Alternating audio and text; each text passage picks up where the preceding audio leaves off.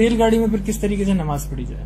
نماز کا وقت ہو گیا، ریل رک بھی نہیں۔ دیکھیں یہ ریل گاڑی ہے، باقیوں مسئلے اس لیے آتے ہیں کہ ہم لوگ نمازیں جمع نہیں کرتے۔ بخاری مسلم میں حدیث ہے، آپ صلی اللہ علیہ وآلہ وسلم سفر میں ظہر اثر جمع کرتے تھے، مغرب عشاء۔ آپ جتنا مرضی سفر کریں آپ کو ٹائم مل جائے گا۔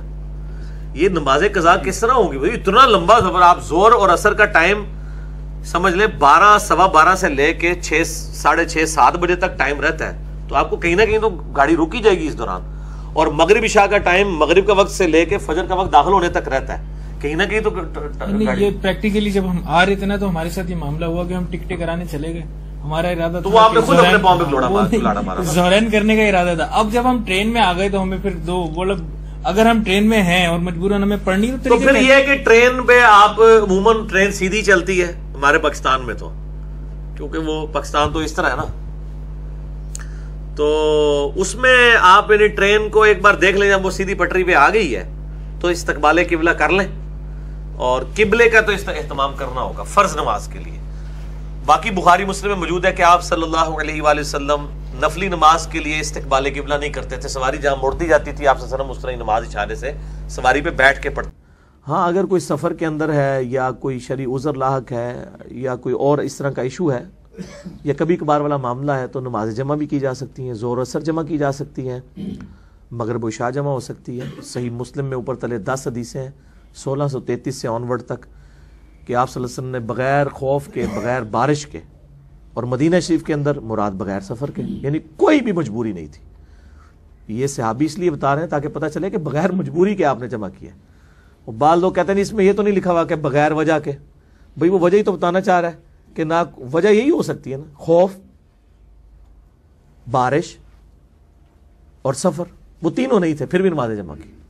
اور اس پہ باقاعدہ باب باندھا امام نووی نے کہ سفر و حضر میں نمازیں جمع کرنے کا جواب، جو ہمارے اہل تشیع بھائی کرتے ہیں انہوں نے روٹین بنائی ہوئی ہے، مطلب یہ جائز ہے، لیکن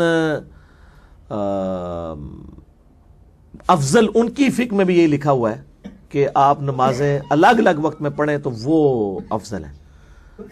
اہل سنت کے ہاں صرف اہل حدیث ہیں وہ تھوڑی جرات کرتے ہیں، نمازوں کو اس حوالے سے جمع کر لیتے ہیں۔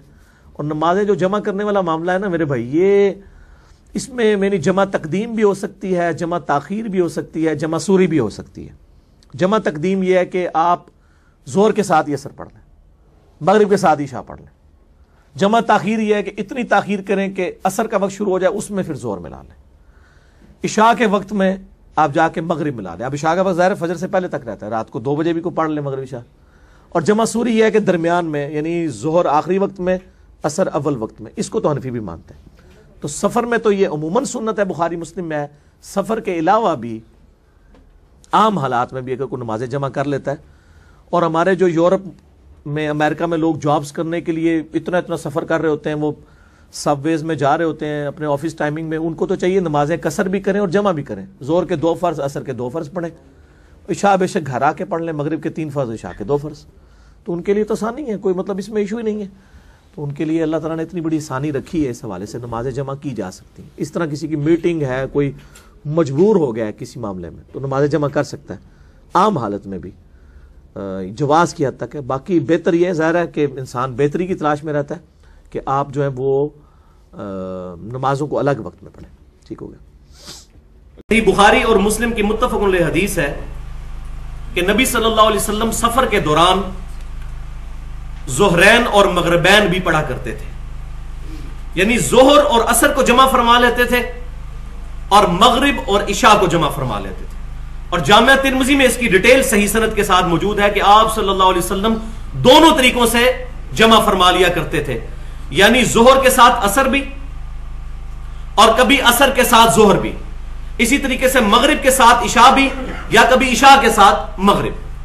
اور باقی تیسرا طریقہ جو ہے درمیان میں جمع کرنا، جمع سوری، یعنی ظہر کو آخری وقت میں پڑھنا اور عصر کو اول وقت میں اور مغرب کو آخری وقت میں اور عشاء کو اول وقت میں، اس پہ تو پوری امت کا اجماع ہے، اس پہ تو حنفی بھی مانتے ہیں کہ اگر جمع سوری کر لی جائے۔